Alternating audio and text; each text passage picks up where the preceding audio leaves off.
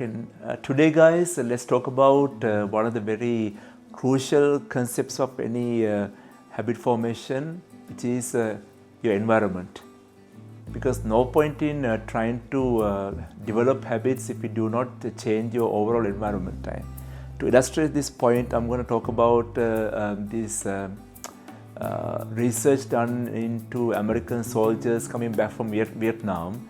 As you know, that was 1970, and then these American soldiers who were in Vietnam was under immense stress, war, foreign land, and then they got into a very bad habit of heroin addiction. The research say almost 90% of the American soldiers fighting that war got addicted to heroin. And the US government was thinking, now what will happen when these soldiers come home? Because 100,000 soldiers coming home with a drug addiction, and what's the impact to their family, society. But surprisingly, out of the soldiers returning, majority of soldiers did not become heroin addicts. They managed to break the habit the moment they came back home. It's almost like the moment the environmental cue is taken away, the addiction didn't appear. I'm not saying that everybody got back to America and lived happily ever after. There are a lot of soldiers who struggled. So the concept of the environmental engineering is very important to understand habit formation. To give a different, my own experience, for years I struggled with eating ice cream for my dinner as a dessert. So however much I tried, because I was so perfect, it was a perfect day, wake up in the morning, exercise, come home, had my beautiful dinner, no junk, nice vegetables, everything, but everything got ruined by after dinner, that craving for a sweet. And every day for about years I used to have chocolate or ice cream because it was there. That was there in the fridge. And finally, only way I got rid of that addiction was actually my kids were going to kill me, saying, "Dad, no more ice cream." I thought enough is enough. I'm not going to ever have ice cream to a home. So thereby, that's the bit of a very basic way of changing your environment if you can't really win your battle. So thereby, some people who are really, you look at these people and thinking they are very super willpower. No, sometimes it's not about having a willpower or special skills. It's about changing your environment. So guys, I want you to analyze your home and think about the environment you have. It could be, I have my patients saying, my kids are eating ice cream every day, but who's bringing the ice cream? Parents. Okay, you can't blame your kids for that. It's your fault. So likewise, look around your home and then find things you can change.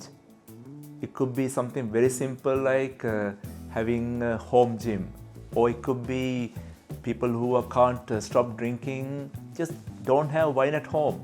If you really want to drink, then you have to go out and go to Dan Murphy and get your wine. But that creates a resistance. Don't make it easy for you. So that's the core of changing your environment.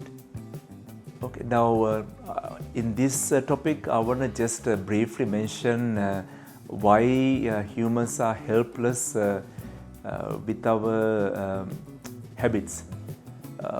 Why we are so helpless when it comes to eating. Why we are so helpless that you can't avoid that cookies, ice creams, all these what you call calorie-dense food. We don't have to blame ourselves. We can blame our genetics and our genetically hardwired software for it. The reason that we develop these tendencies is evolution. Imagine 10,000 years ago when we were hunter-gatherers and we were hunting and we didn't have Uber Eats. There was no calls, Uber was to go when you are hungry to get food. You had to sometimes go a couple of days without eating till your next hunt. And when you do get that hunt, you can't say, I'm going to eat that tomorrow, because it's a competition between these people who are there.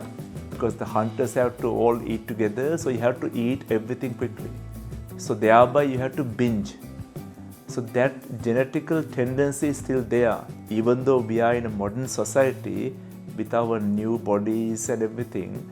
Our actual software is still 10,000 years ago. So imagine you're having a brand new Apple Macintosh computer, and it's so brand new with AI, everything, but the actual coding is C plus or some old coding system. So even though that's the situation we are living with, so thereby we need to understand that some of the things we do is not our fault. It's our genetical hardwiring. The reason I'm telling you is not to be too hard on yourself. Because sometimes people are thinking, why can't I stop eating? Why can't I just have more self-control? But once you know these actual reasons behind that, you could be a bit more soft on yourself. Because I always say to all my patients when I'm changing them, don't be too hard on yourself. Because some people are so self-critical, thinking it's my fault. Sometimes it's not your fault.